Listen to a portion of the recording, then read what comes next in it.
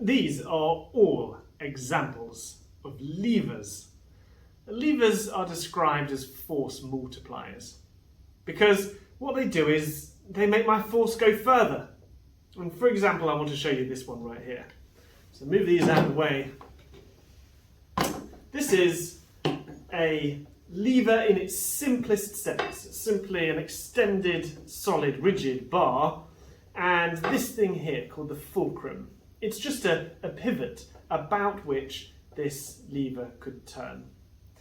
Now what happens here is I could place something on the lever just here, and I could lift it really easily by pulling at the other end of the lever. So this is what we would describe as a class 1 lever. And my effort is applied this side, the load is this side with the fulcrum in the middle. Now an everyday example of this is the use of a crowbar. In fact, the use of, even though it's harder to see, the use of a hammer to pull a nail is the same, because when you are pulling, you're pulling it up there, you're pulling it down here with the fulcrum, the point about which it's turning at the bottom. So that is a class 1 lever. Another really good example of a class 1 lever when you're trying to open a can of paint. For the life of me, I can't open it with my fingers, but with a lever, what you can see is the fulcrum is where the screwdriver is first touching the rim, and beyond that, the actual tip of the screwdriver moves up as I move this end down, and quite easily it just opens. This class 1 lever is the simplest kind of lever, and we'll add it to the board. So with a class 1 lever, we will have a situation like this, where the pivot, and we'll always denote the pivot as a triangle on this system, is here, and we've got the load and we've got the weight acting on different sides of the pivot. Later on, when we talk about moments, we'll describe seesaw questions like this, and you can see why that is, because if that pivot was in the middle, this would look like a seesaw. Let's have a look at some examples of class 2 levers. Right, well, take a look at the difference between some of these.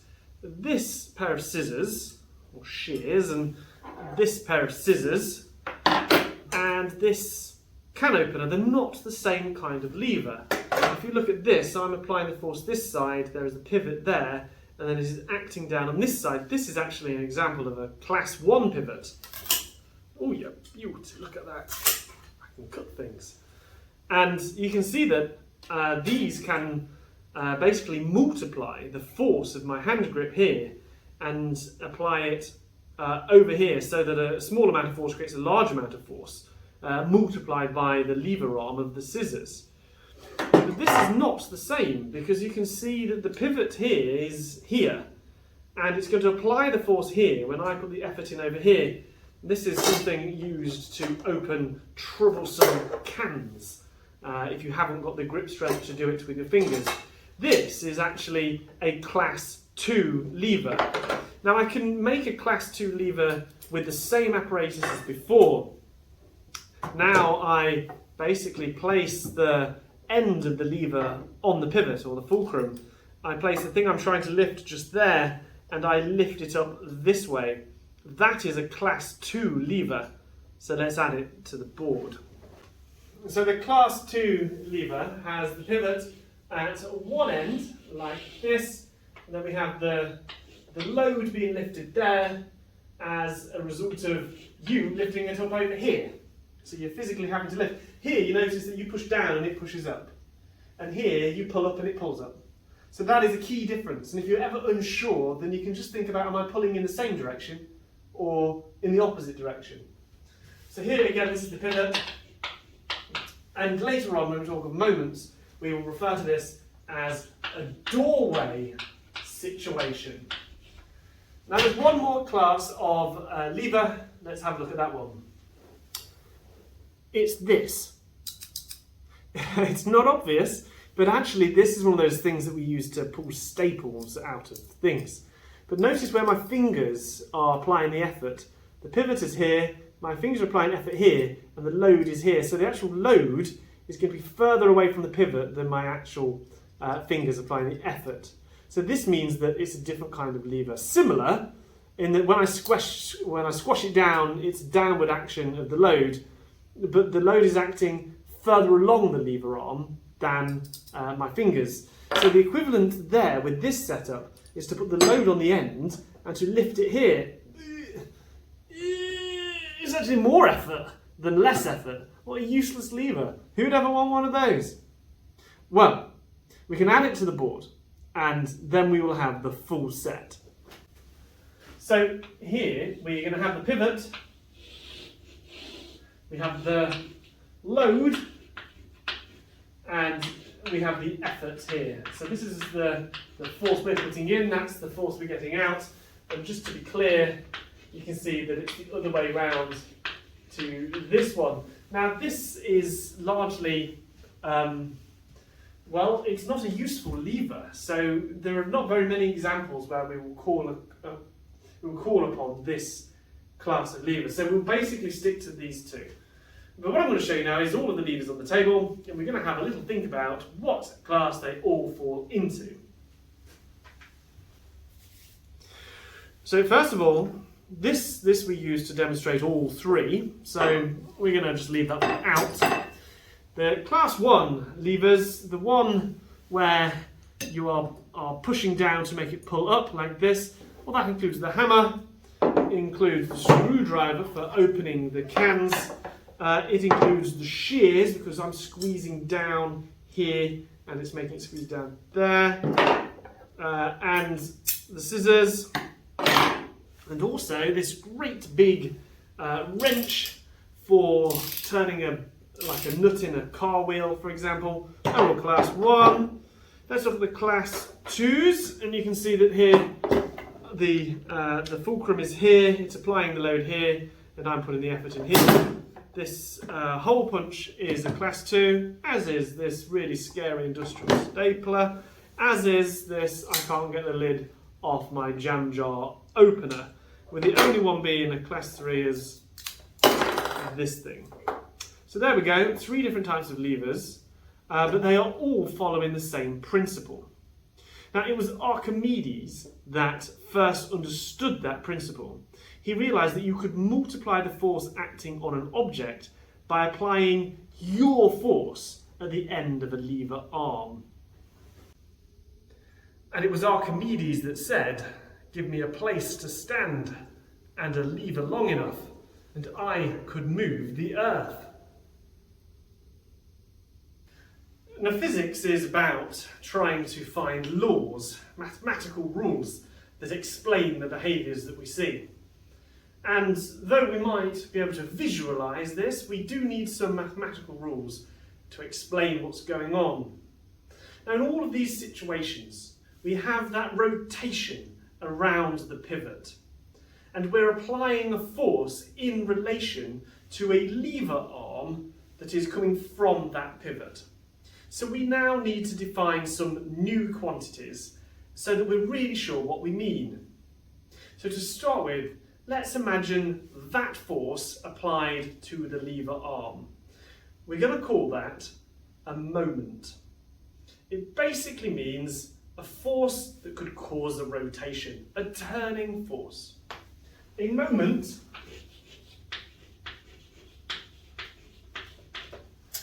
is given the symbol m in physics, and it can be found by taking that force, F,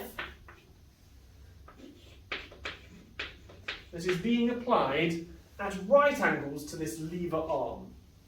Now, being at right angles means that it is the perpendicular distance from this point to that point that is perpendicular at right angles to the force. So long as that is a right angle, that distance there is the distance we're talking about. But we do include it in our equation. We are specific here because it's not any old distance. It is the perpendicular distance perpendicular distance to where? To the moon? No, not the moon. The perpendicular distance from where the force is acting to the pivot itself.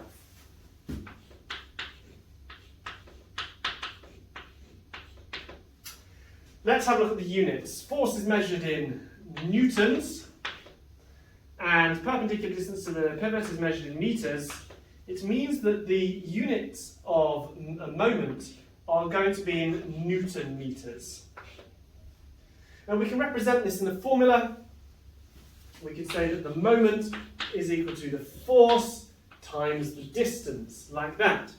And in all of these situations, we could look at the effort we were putting in and we go, it's this much force at this distance from the pivot, or this much force at this distance to the pivot, or even this much force at this distance to the pivot.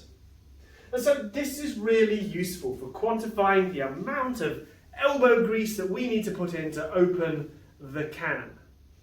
But it is more powerful than that, because you see, here we have a force that is being applied to the lid of the can, or to lifting up the weights, or to punching a hole in the paper. The applied force is still a force, and it is acting at a set distance from the pivot too. It means that with levers, if we apply a moment here, then we generate a moment over there. The applied force creates its own moment. It is a force acting at a distance from the pivot. So moments are really interesting. They tell us all sorts of things about turning. So here I have a ruler, and it's balancing on the centre of gravity for the ruler. If you think about it, this side of the ruler is pulling down. It's creating a moment. But that moment is being cancelled out by the side of the ruler that's over here. If I create a net moment by putting some weights on this side, then what is going to happen is it's going to cause a rotation. But I can stop that from happening. I can create a situation where there is no net moments, even though there are moments, and that is by achieving balance. And so I can do that by having the same weight on both sides. So in theory, if I put the same weight on both sides, there's now the same moment each way, acting in the same direction. Aha, you see, I've achieved balance. But one of the things that Archimedes realised was that I don't have to have, and this is 1, 2, 3, 4, 5 newtons at 50 centimetres. I could achieve the same balance by putting 10 newtons at 25 centimetres. So let's have a go at that. So that's 6, 7, 8, 9, 10. And if we've got this right, the 25 centimetre mark is there. Let's give it a go.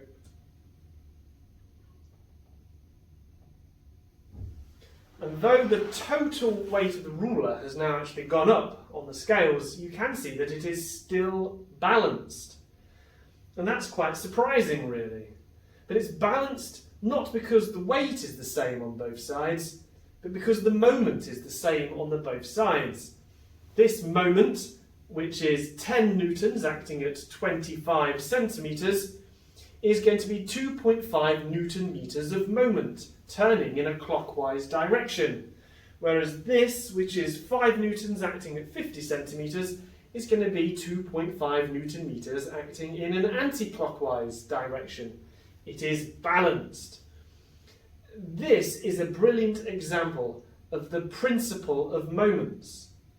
The principle of moments says that in equilibrium, when there is balance, the sum of the clockwise moments, everything trying to turn it this way, is equal to the sum of the anti-clockwise moments, everything trying to turn it the other way. Let's consolidate that on the blackboard. So let's talk about the principle of moments.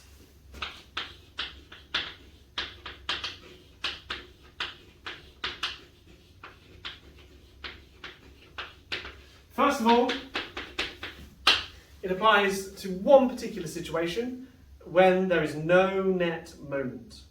There's no rotation going on because the situation is balanced. It is in equilibrium. So it is in equilibrium when this occurs. And it is this, the sum of the clockwise moments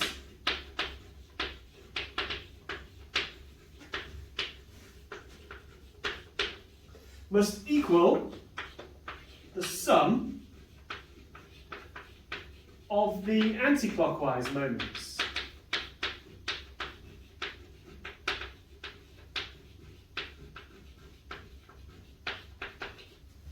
And that is it. That everything trying to turn it one way is being cancelled out by everything trying to turn it the other way. But you might notice in here that there is this word sum, and that might cause you some bother. You see, it may not just be one force acting one side and one force acting the other side. It's possible that multiple moments could act on one side being cancelled out by one moment on the other. Let's have a little look. Favourite experiment that can be done utilising moments is this, finding the weight of a ruler. If I place the ruler on the scales, you can see that it reads about 175 grams of mass, which of course is 1.75 newtons of weight.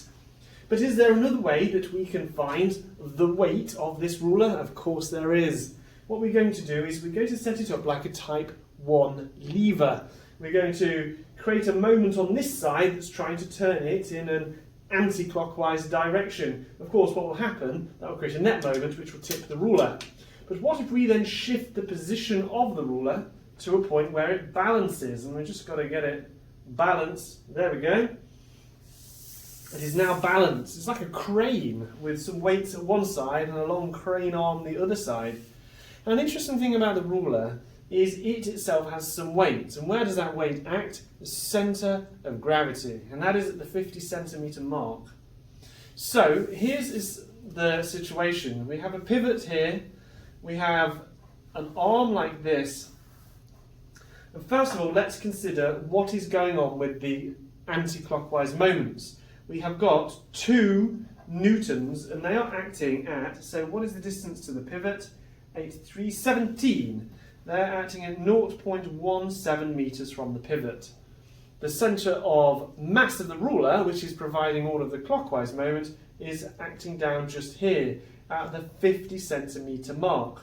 And so what is 50 minus 17? It is going to be 33. So that is 0.33 metres. But the weight of the ruler is unknown. Come and have a close look at my working out. So I know that the principle of moments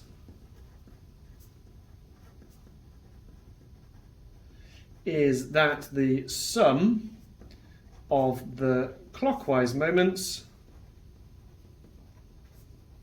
and I go to the trouble of writing this out each time, is equal to the sum of the anti-clockwise moments. That is the general idea, that everything trying to turn it around one way is going to have to equal everything trying to turn it around the other way. So let's look first at the anti-clockwise moments. How big is this moment on this side of the thing? Well, moment is force times the perpendicular distance to the pivot. So the anti-clockwise moment is 2 times 0.17. And so the anti-clockwise moment is, and we do this on a calculator so that we don't make an arithmetic mistake, 0.17 is that, look, I made a calculator mistake as well, that's no good. And we get an answer of 0.34 Newton meters. Now for it to be balanced, that is what the moment on this side must equal. So what we know is the First of all, the anti-clockwise moment has got to equal the clockwise moment for it to be balanced. And the clockwise moment, well, we can work that out. So m anti-clockwise has got to be equal to the force, which is the weight acting down, multiplied by the distance, which is 0.33. And seeing as that we know that this is 0.34 was the moment, is equal to the weight times 0.33, you can see that the weight is going to be equal to 0.34 divided by 0.33. So this is going to be close to 1. It reckons 1.03 newtons. That is the weight of the ruler. Now we reckoned it was slightly higher than that, but that is how you do it. We can find the weight of the ruler using this method. So let's talk about the first class of moments question. Questions relating to a class 1 lever. So remember, these are what we would call a seesaw question. So if we have a seesaw or a crane or a lever trying to get the lid off some paint, then what we find is that we have a pivot somewhere in the middle, the clockwise and anti-clockwise forces moments acting on either side of that pivot. So to start with, imagine that we have two equally spaced at 50 centimetres weights acting down. 50 centimetres. This one is 10 newtons. How big must this one be? This is the missing weight. Now, if you've ever been on a seesaw, you should kind of think that this is obvious. This is going to be 10 newtons, but let's just work it through to see that in action. So, first of all, we must consider the anti-clockwise moments. So the anti-clockwise moment here is the weight, which we don't know, multiplied by 0.5. And this has got to equal to the clockwise moments, which is 10 times 0.5. Okay, so the weight here is 10 times 0.5 divided by 0.5. It's, no surprise, equal to 10. It works. But now, let's change some numbers. So this time, I'm not going to put it at that distance. Oh no, it's too easy.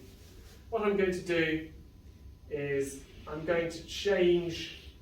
So I've now got a new weight here acting down, but it is only at 0.2.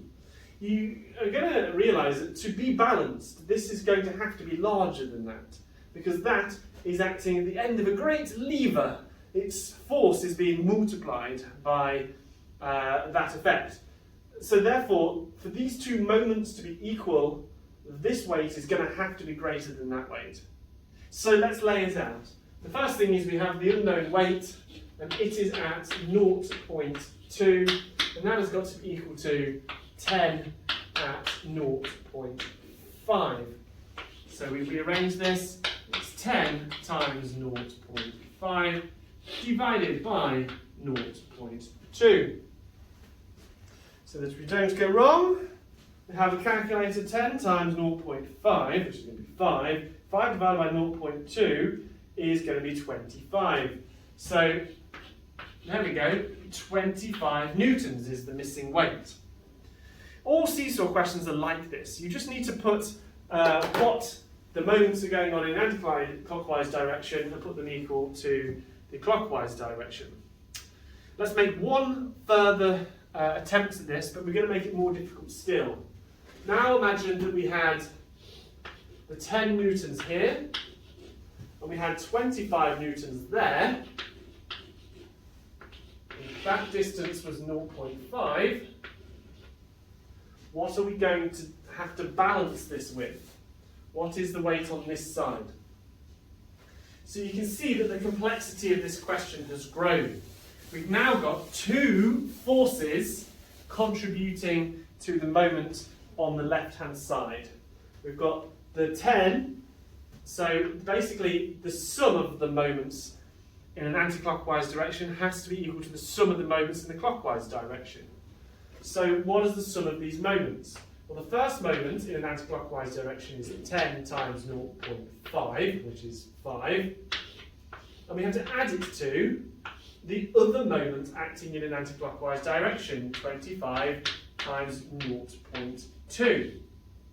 And this is going to be equal to our weight on the other side, that we don't know yet, times 0.5. So we can rearrange this.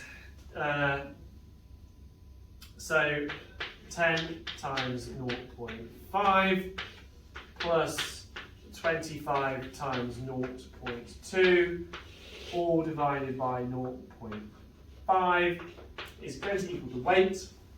And then using the calculator, let's do it. And we can check it against our mental arithmetic. 10 times 0.5 is 5 plus 25 times 0.2, which is all equal to 10. 10 divided by 0.5 is going to be 20. So the weight in this case is 20 newtons. And so I can work it out whether or not I have got a single moment or multiple moments. I know that all of these moments must be equal to all of these moments for it to be in equilibrium. Now here is a different kind of moments question. Here we have a doorway, and there is the pivot here, and this is the lever arm extending away from that pivot. Now, I've got Mr. Ferguson just the other side of the door. He's holding onto the door at about this point in the middle.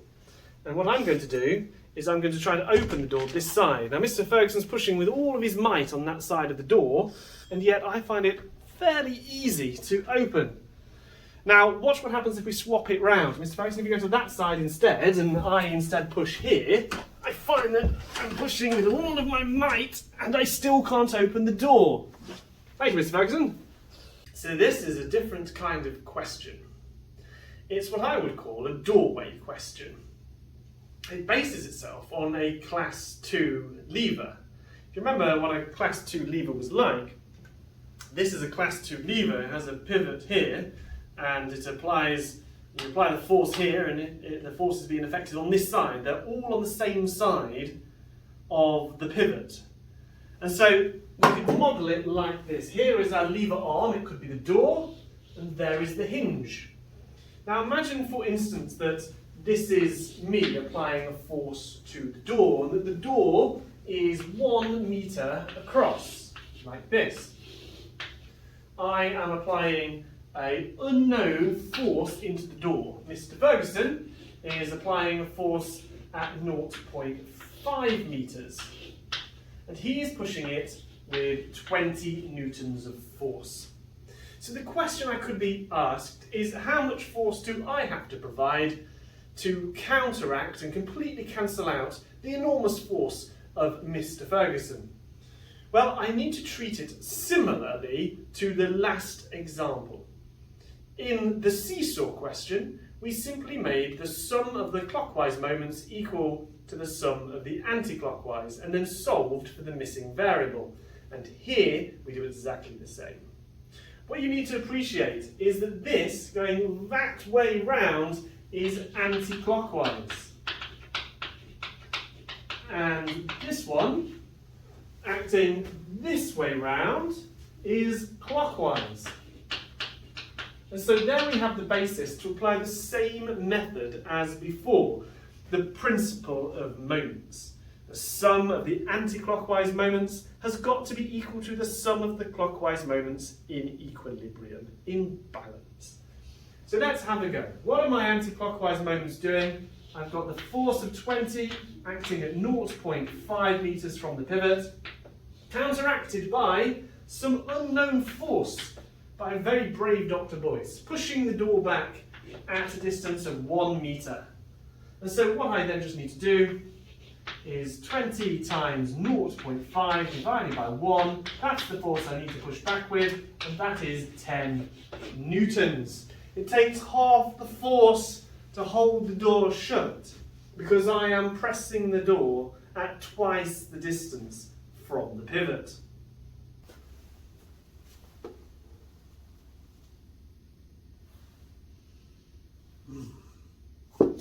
Lovely old books. Just take a look. Not at the books, but at the shelf. Did you know that the shelf is an engineering marvel? And it works through moments. Now, this is perhaps not the very best example because this shelf has 3 supports. But imagine that the middle support is not there.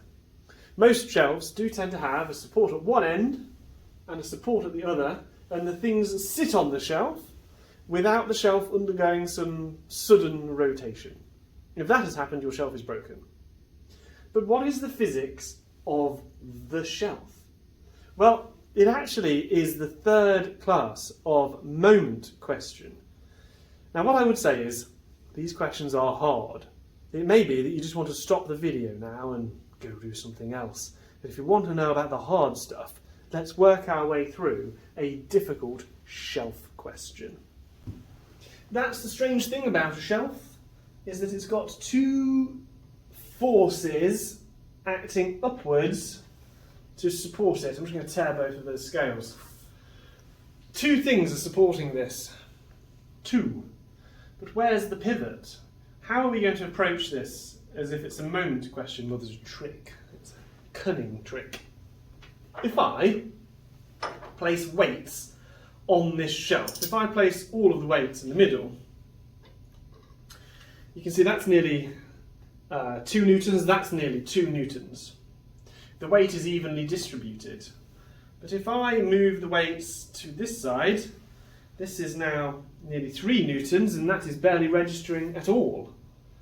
So where I put my books on my shelf will determine where the load goes. It's always between these 2, but not equally. If I so chose to put a selection of books on my shelves, oh, let's go for it. Why? That's fun. All right? I could still work out exactly how much force was going into these 2 different shelves using an idea of moments. Now, it is a tricky one. So what I'm going to do is I'm going to do something quite radical. I'm going to pretend that this is my pivot. And what I'm going to do is I'm going to draw it out in a different way. Here is my lever arm. And if I look at what is acting on the lever arm, I've got 1 newton. That's 1 newton just there. And that is acting at 0.2 meters away. Then I've got 1, 2, 3, 4, 5, 6, 7, 8, 9, 10. Wowzers, 10 newtons. I've got a 10 newton weight acting at, I think that's 30 centimeters at 0.3. And then randomly I've got 2 newtons over here. So that's 10, 20, 30, 40, 50. The big question is, how much force is having to be provided by that bracket of the shelf? Well, consider this is the only force that is unknown, and it is acting at 10, 20, 30, 40, 50. It's acting at 60 centimetres away. Come down closer, and then you can see my working out. So here we have it. First of all, this is anti-clockwise, that's anti-clockwise, that's anti-clockwise, that's clockwise. So all of these are going to form a part of the anti-clockwise moment, and we need to do the force times the distance of each one. So the first one is 1 times 0.2 plus 10 times 0.3 plus 2 times 0.5. And this has got to be equal to everything pushing the other way. The clockwise force that is unknown acting at 0.6. And what you can see is I can now just work it out. If I do this and then divide it by 0.6, I'll get F by itself. So 0.2 plus 10 times 0.3 plus 2 times 0.5. Is that divided by 0.6? 7 newtons equals the force at F. 7 newtons. So this shelf is 7 newtons. But what if I want to now find the other shelf? So there's 2 things we could do. We could recognise and just figure out that if the total weight was, say, 10 newtons, then the other shelf must be supporting the other 3 newtons. We could do it that way. However, We can't do it in this situation because we don't know how much the ruler weighs, even though we worked it out before. So what we do to save ourselves is we draw out the diagram again, like this, but this time pretending that that is the pivot and that all of these forces are still acting down and there's an unknown one there. So 2 newtons, 10 newtons, 1 newton, and an unknown supporting force at this end. But if you now think about it, that is no longer, we now got to measure our distances, not relative to this, but relative to that. So this distance is 0.1. This distance is 10, 20, 30, is 0.3. This distance is 0.4. I've run out of space here, so I've gone a little bit. And this final one, well, it's still 0.6. So 0.6 over there. So just like before, we can now use the principle of moments. So this here and this is anti-clockwise, anti-clockwise, anti-clockwise, anti-clockwise, and this one is clockwise. So let's add up all of those anti-clockwise moments. 2 times 0.1 plus 10 times 0.3 plus 1 times 0.4. That's all got to be equal to the unknown force times 0.6.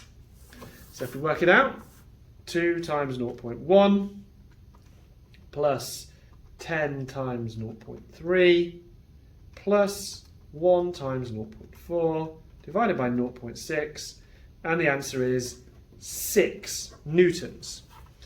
So that now we can see to support these weights, it is 7 newtons of force there and 6 newtons of force there.